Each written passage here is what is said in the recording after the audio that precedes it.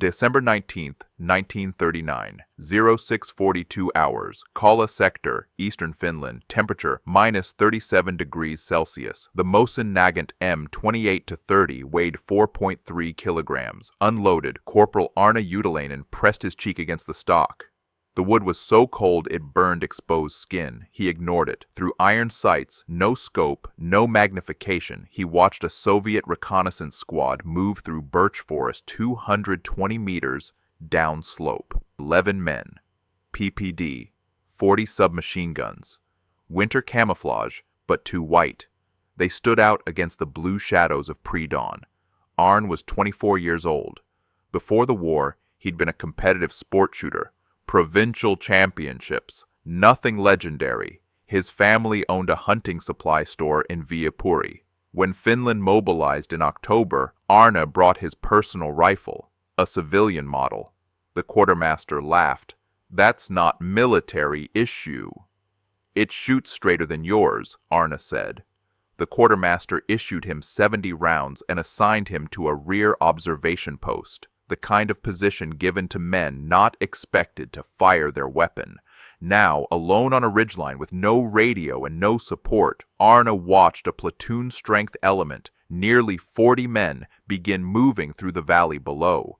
The reconnaissance squad was the advance element. The main body followed 400 meters behind. Aarne had 4 magazines, 20 rounds each, 80 total. He exhaled slowly through his nose, watching condensation freeze on his scarf. The nearest Finnish position was 6 kilometers west. He'd been sent here 3 days ago with orders, observe and report.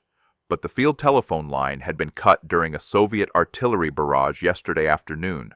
No one knew he was still here. No one was coming. 0655 hours. The lead Soviet soldier stopped. Aarne watched him kneel, inspect tracks in the snow. Old tracks, Aarne's, from 2 days prior when he'd moved to a secondary observation point. The soldier signaled. The squad fanned out, spacing themselves properly, weapons raised. Aarne's position was dug into a snow berm beneath a fallen pine, 280 meters upslope from the valley floor. White bedsheet draped over his torso. Face painted with ash and lard. He'd learned this from his grandfather, who'd fought the Russians in 1918. "Distance kills Russians," the old man had said. "Cold kills Russians. Time kills Russians. Patience is a Finnish weapon." The M2830 was chambered in 7.62 by 53 mm R standard Russian round, ironically. Finnish gunsmiths had re-barreled captured Mosin rifles during the Civil War, improving accuracy. Aarne's rifle was a civilian variant, match-grade barrel, adjustable trigger, lighter pull, 1.8 kilograms instead of military standard 3.2. He'd fired this weapon 10,000 times before the war. He knew precisely where every shot would land at every distance up to 600 meters. The reconnaissance squad moved closer, 240 meters now. Aarne did not move, did not adjust position.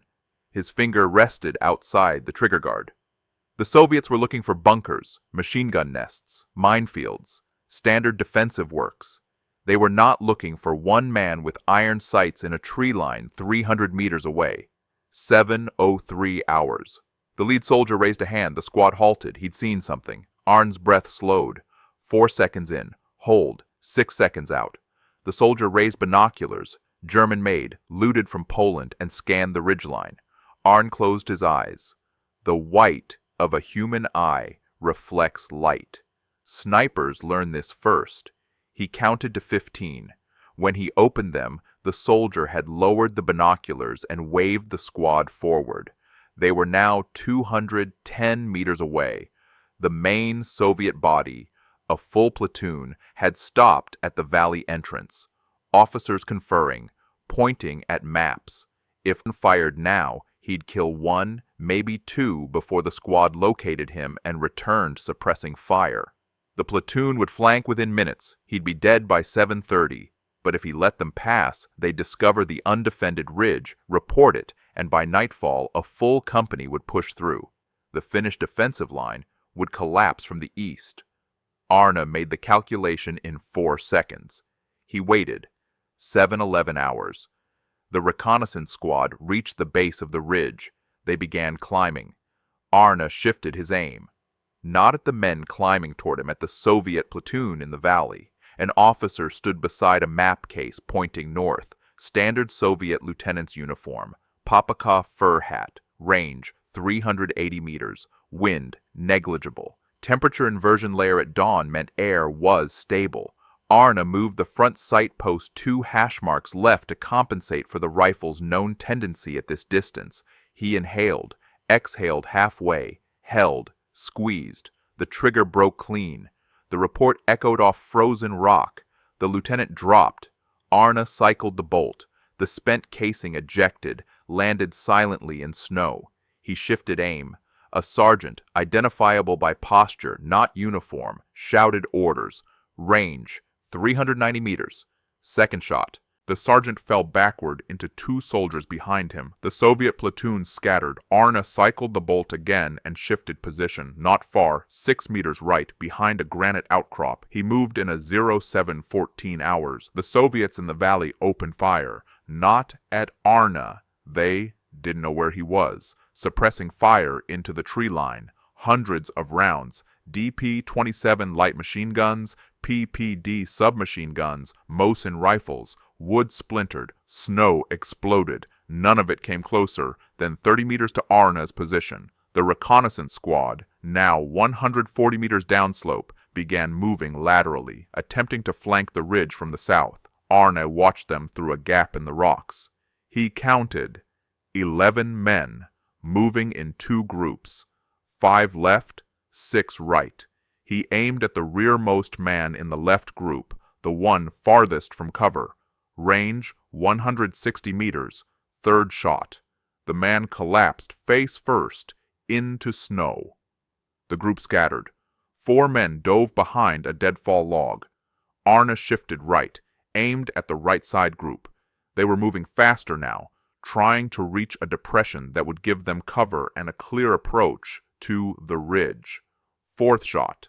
Lead man in that group stumbled, fell, tried to crawl, did not get up. The remaining 5 went to ground. Aarne reloaded. 20 rounds expended, 60 remaining. 7:22 hours. The Soviet platoon in the valley had stopped firing, officers shouting, whistles blowing. They were attempting to organize a coordinated assault. Aarne estimated 36 men remaining in the platoon, 9 in the reconnaissance squad. 45 total. He was alone. The sun had risen, but barely. Light was gray, flat, shadows still long. Aarne moved again, 30 meters north along the ridgeline to a position he'd prepared 2 days earlier. A shallow pit beneath a snowdrift with a clear sight line to the valley approach.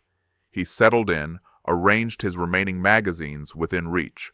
The Soviets were moving now. Platoon advancing in a skirmish line, 50-meter intervals between men. Standard doctrine. They would saturate the ridge with fire, advance under suppression, overwhelm him with numbers. It was the correct tactic. Aarne watched them through his sights.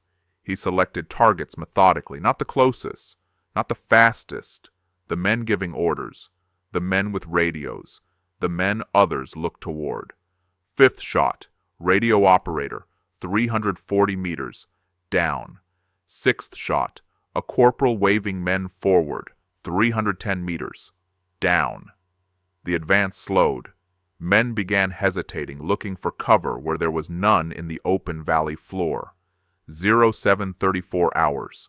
The reconnaissance squad had reorganized and was attempting a coordinated push up the southern slope. Aarne shifted fire.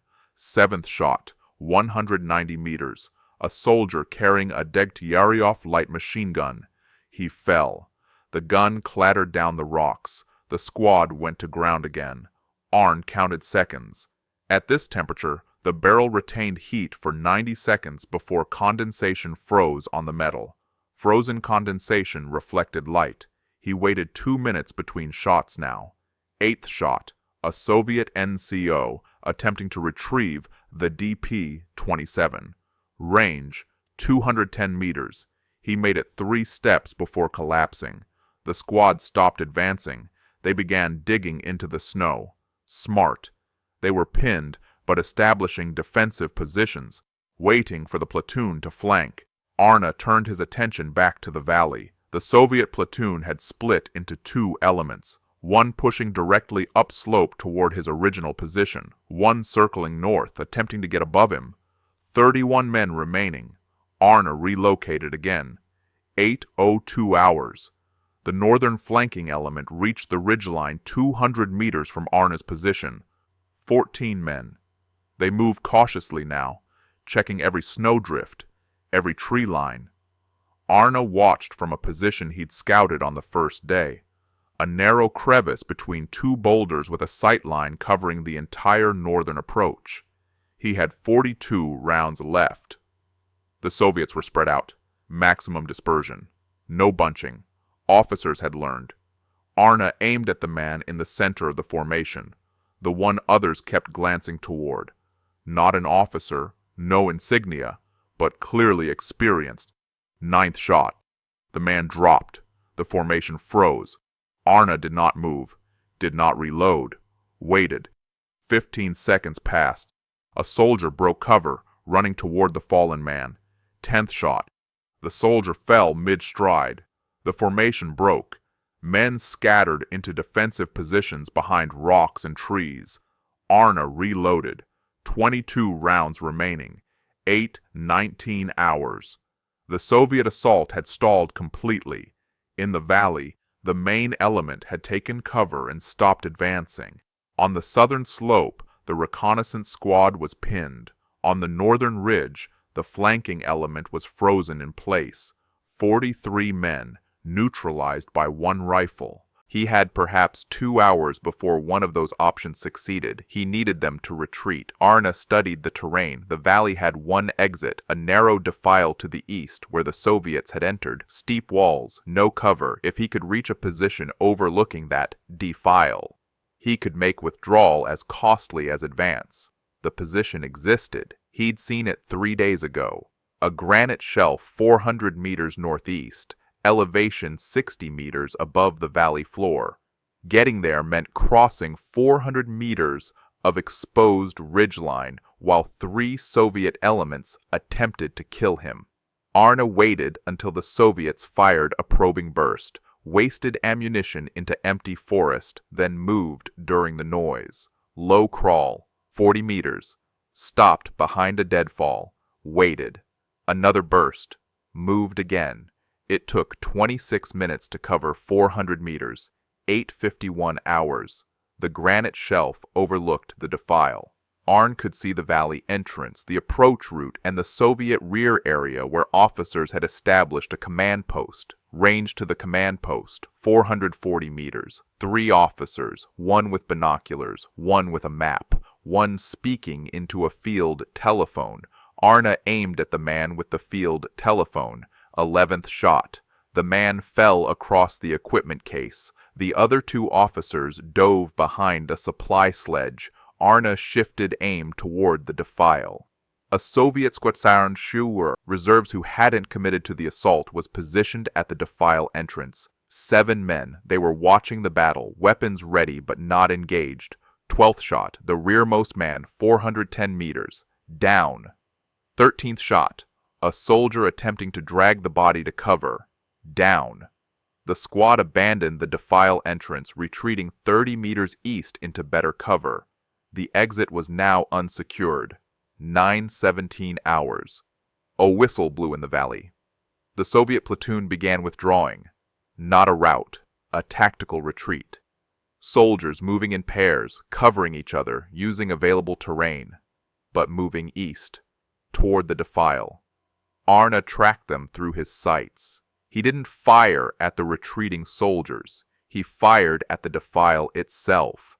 14th shot. A soldier entering the narrow passage, 380 meters. He fell in the choke point, blocking the way. 15th shot. A soldier attempting to move the body. He fell across it. The withdrawal stopped. Officers shouted. Whistles blew frantically. The Soviets were trapped. They couldn't advance. They couldn't retreat. And they were taking fire from an unseen position. Aarne had 18 rounds remaining. 9:33 hours. The Soviet commander made a decision. A squad, 6 men, charged the defile at full sprint, firing blindly upslope. Aarne waited until they committed, until they were in the narrow passage with no cover and no room to maneuver. 16th shot, 17th, 18th, 3 men down in 15 seconds. The remaining 3 broke and ran back toward the valley. Another whistle, long, urgent. The entire Soviet force began a general retreat. No coordination now. Men running east through the forest, abandoning the defile entirely, climbing the valley's northern wall to escape. Aarne tracked them, but did not fire. He watched them disappear into the trees. By 9:50 hours, the valley was silent. 10:15 hours. Aarne remained in position for another hour. Standard counter-sniper protocol. Confirm the enemy had withdrawn. Watch for scouts doubling back. Nothing moved. At 11:20 hours, he descended from the granite shelf and moved through the battlefield. He counted as he walked.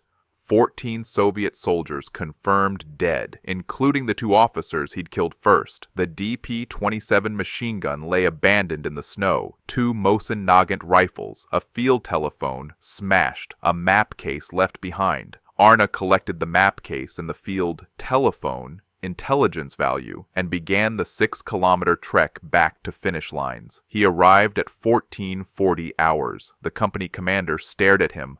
"We thought you were dead. The line's been cut for 2 days." Aarne handed over the map case and field telephone. Soviet platoon attempted to push through Sector 7 this morning. They withdrew at 9:50 a.m. Withdrew? Why? I convinced them. The commander opened the map case. Soviet operational plans, unit designations, troop strengths. He looked up at Aarne. "How many did you engage?" "Approximately 45. "How many did you—" 14 confirmed. The rest retreated. The commander studied the young man with the civilian rifle. "You stopped a platoon. Alone." "They stopped themselves, sir. I just made staying expensive." December 20th, 1939. Finnish intelligence analyzed the captured documents. The Soviet unit Aarne had engaged was the 3rd Reconnaissance Company, 18th Rifle Division. The documents revealed planned assault routes for a brigade-strength attack scheduled for December 21st. The attack was postponed. Soviet command, reading reports of heavy resistance and accurate sniper fire at Sector 7, redirected forces to what they believed were softer positions. Those positions were not softer. The delay cost the Soviets 4 days of operational tempo during the critical opening phase of the Kollaa battles.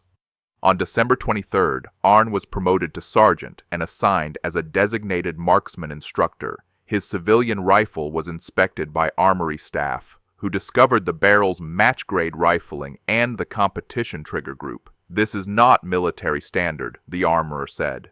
"I know," Aarne replied. The rifle remained in service. January 1940. Sergeant Juutilainen trained 63 Finnish soldiers in long-range marksmanship doctrine during the remainder of the Winter War. His students were credited with over 200 confirmed Soviet casualties. Aarne himself engaged enemy forces on 4 additional occasions, each time operating alone in forward observation positions. He was never wounded. In March 1940, when Finland signed the Moscow Peace Treaty, Aarne returned to Viipuri. The city was now Soviet territory. His family's store was gone. He joined the Finnish army as a career NCO and served through the Continuation War, training scout snipers until 1944, 1947. After the war, Aarne returned to civilian life. He never spoke publicly about December 19, 1939. When asked, he would say only, "I was in the right place at the right time with the right rifle." The M2830 he carried that day was donated to the Finnish Military Museum in 1961. It remains on display in Helsinki. The placard reads, Mosin Nagant M 28-30 civilian sport rifle used by Sergeant Aarne Juutilainen, Kollaa sector, December 1939. Confirmed engagements, 14. Operational impact, strategic. The weapon shows wear consistent with heavy use. The stock has a single marking carved into the wood near the butt plate, a small, precise number, 80. The exact count of rounds Aarne carried into the ridgeline that morning. None were wasted. In 2003, Russian military historians examining declassified Soviet archives discovered the after-action report filed by the 18th Rifle Division regarding the failed advance at Kollaa. The report attributed the failure to concentrated machine gun fire and prepared defensive fortifications with estimated company strength opposition. There was no machine gun. There were no fortifications. There was one man, 24 years old, with a rifle his quartermaster had mocked. The Soviets never knew. If this story reminded you that history's most important moments often belong to people whose names we've forgotten, leave a like. If you believe these stories deserve to be remembered, subscribe, and in the comments tell me, what forgotten battle or soldier should we cover next? These men didn't fight for fame, but they deserve to be remembered.